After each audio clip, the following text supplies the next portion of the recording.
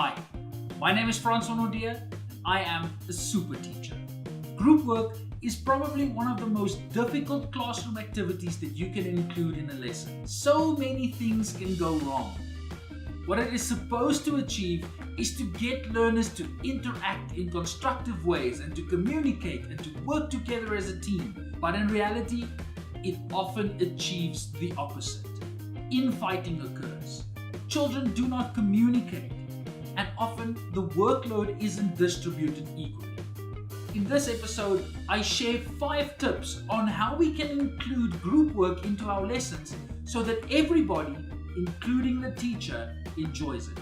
But before we jump into today's episode, our friends over at the Eduvation Network have agreed to sponsor some more episodes on this channel, and this is one of them. In the coming weeks, they will be doing some giveaways on this channel, and they'll also be running some promotions over on their platform. So make sure to go check them out at the website link down below, www.eduvationnet.co.za/superteacher.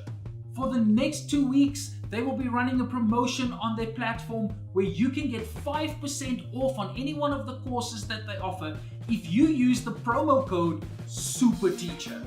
You can even get 15% off if the entire school enrolls in one of the courses. Just use the promo code SUPERSCHOOL. For those of you that still don't know what the Eduvation Network is, it is an online platform where you can enroll into SACE accredited courses so that you can earn CPTD points. You can complete these courses in the comfort of your own home. That means you don't have to go to these professional development workshops on a Saturday morning or late afternoon after school, or maybe even during your holidays. So make sure that you go and check out their website and sign up onto their platform. As part of their sponsorship, they are giving away 2 prizes. 1 prize for this episode, and then a grand prize for the 4 episodes that they have sponsored. So what can you win? In this episode, you can win a 6-month subscription to the value of 25 CPTD points. And for the grand prize, you could win an HP Slate 7 tablet. So make sure you stick around to the end of this episode where I will share details on how you can enter into these competitions. And then along with every sponsored episode, we feature one of the creators on their platform. And for this week, we feature the content creator Leadership SA. Go check out their course on how you can use learners as resources in your classroom. If you've recently been watching the episodes on this channel, you know that we start off with the question of the week that you can answer in the comment section down below. By the way, it's very important if you would like to win that prize. Our question for the week: what strategies do you find useful when you include group work in your lessons? Tell us in the comment section down below. So do you want to know how you can improve group work in your lessons?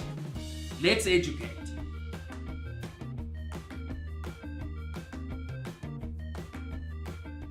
Ask anybody what they hated from school, and they would firstly answer homework, and then the second one, group work. The problem with group work is that many times some of the learners end up doing all of the work and the others just coast along and they pocket the marks. This is of course extremely unfair, but it's very difficult to work your way around it. So here are 5 tips on how we can strive to improve group work in our lessons. Number 1, keep your group sizes small. It doesn't help that you have a group that is 10 or 15 members big. When the group becomes too big, many learners don't find something to do. They don't have something that they really find interesting. They get bored because there's nothing to do and they just fall off the bandwagon. Smaller groups are also much more manageable. When you've got big groups, it's very difficult to control noise levels, and it's also very difficult to get the discipline in that group right. With smaller groups, it makes it so much easier to engage with all of the members in the group. So when you walk through the classroom and engage with the different groups, you can actually spend time with individuals on the specific task that they are busy with. Tip number 2, create permanent home groups. Now this might take some explaining. The easiest analogy that I can use comes from the Harry Potter franchise. You would know that they've got 4 houses in Hogwarts. Okay, for those of you that don't know or like Harry Potter, just bear with me because it just makes explanation a little bit easier. The 4 houses of Hogwarts are Ravenclaw, Hufflepuff, Slytherin, and Gryffindor. So the premise basically is that each member of the school is divided into one of these 4 houses, and these 4 houses compete against each other for points. Now you can easily apply the same principle in your classroom. Maybe your school already has a house system, but if they don't, you can make up your own. So when you include group work into your lesson, you can decide whether the learners should stay in their houses and compete against the rest, or if you'd like to mix and maybe get one member from each house to perform a task or an activity. For those of you that are familiar with the jigsaw method, you would know that you have got home and expert groups. So dividing it in these houses makes an activity like this much easier, especially if you've got permanent houses for the learners in your classroom. This does take a lot of preparation though, because you need to make sure that you've got a good spread of skills throughout all of the houses. Tip number 3, do not assign group leaders. There is a lot of negativity around assigning group leaders. Once you've assigned a leader, that might lead the rest of the group thinking that they aren't worth being leaders. Instead of using discourse like leadership or making somebody a leader, assign different roles to each one of the members in the group. Some examples of these roles that you can assign is maybe a timekeeper. One of the learners in the group is assigned the responsibility of keeping track of time, ensuring that the whole group stays within their time limit for the activity. And maybe if you think that the term timekeeper is too boring, you might call them the project manager. Another example of a role that you can assign is that of a scribe, somebody that is tasked with writing down all of the ideas that the group has. But what is essential is that you rotate these roles for each subsequent activity. Do not assign the same learner being the timekeeper or the project manager or the scribe for each and every activity. Give everybody a chance to assume the different roles. Tip number 4, use peer mentoring groups. This is another form of group work. Instead of the teacher trying to explain concepts to the entire class, you might have peer mentors assigned to each learner. In some instances, you might have a strong academic learner work with an average and a weak academic performer. Some learners might have a better way of explaining a concept to their peer than what the teacher would. And in this case, you teach them the very important skill of collaboration. It's often the case that you would learn more from somebody that's the same age group as you than you would from somebody that's older than you. And lastly, tip number 5, do not sit behind your desk. This is one of the biggest mistakes that many teachers make. They would give an activity and have the children work in groups, and they would go and sit behind their desks and do admin, or even worse, they leave the classroom. Not only is leaving the classroom irresponsible, it is illegal. As the teacher, your responsibility is to guide and to mentor and to facilitate the group work.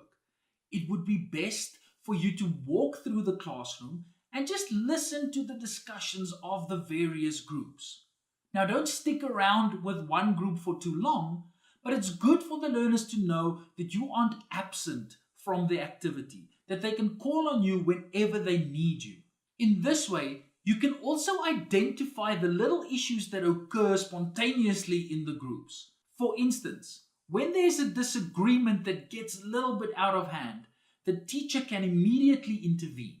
So that brings us to the end of another episode.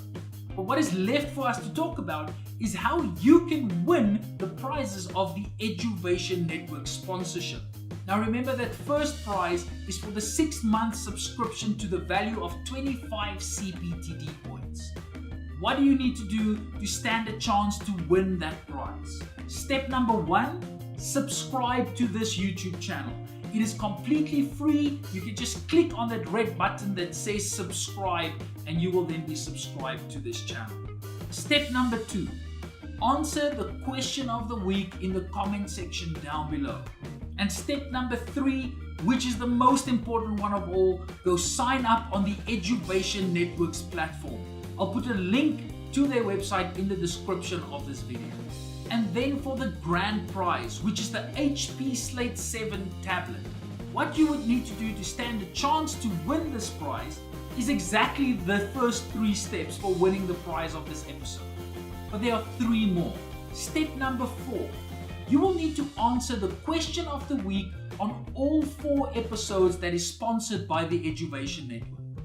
For ease of access, I will put all of these episodes in a playlist which you can access by clicking on the link that is on the top right corner of your screen right now.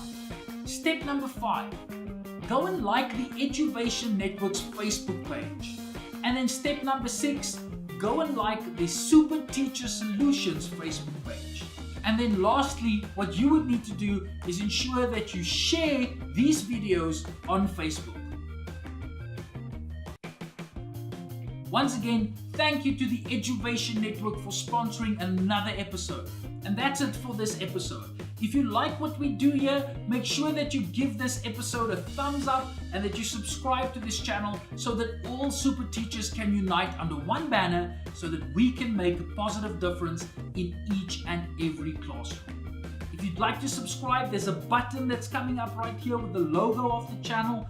Just click on that. Remember, subscribing is absolutely free. If you'd like to see more episodes of what we do on this channel, just click on the link that is there and the one that is right below that one. Until next time, I'm Francois Nordia. I am a super teacher.